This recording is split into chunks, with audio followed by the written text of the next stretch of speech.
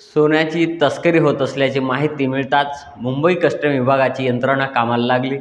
मुंबई विमानतळावरून कस्टम विभागाने तब्बल 12.73 किलोपेक्षा जास्त सोने जप्त केले। पाहुयात सविस्तर वृत्त। नमस्कार, मी रामेश्वर जामगे, तुम्ही पाहत आहात राजमुद्रा न्यूज लाईव्ह। सोन्याची तस्करी होत असल्याची माहिती मिळताच मुंबई कस्टम विभागाची यंत्रणा कामाला लागली। मुंबई विमानतळावरून कस्टम विभागाने 12.74 किलोपेक्षा जास्त सोने जप्त केले आहे, ज्याची किंमत 8.17 कोटी रुपये आहे। सोबत 10 लाख रुपयांच्या इलेक्ट्रॉनिक्स वस्तू जप्त केल्या आहेत।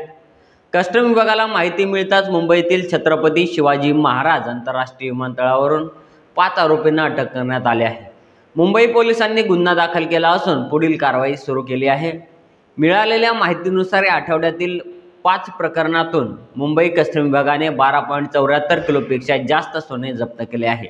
सोबत 10 लाखापर्यंत 9 आयफोन आणि इतर इलेक्ट्रॉनिक्स वस्तू जप्त केल्या आहेत।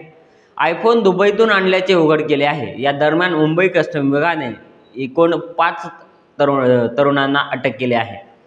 प्रवाशांच्या जीन्सच्या खिशातून, ट्रॉलीतून आणि अंतर्वस्त्रातून हे सोने जप्त केले आहे। कस्टमच्या इंटेलिजन्स युनिटने दुबईहून प्रवास करणाऱ्या 4 भारतीय नागरिकांना अटक केले। त्यांच्याकडे अंडरगार्मेंटमध्ये 3335 ग्राम सोने सापडले आहे।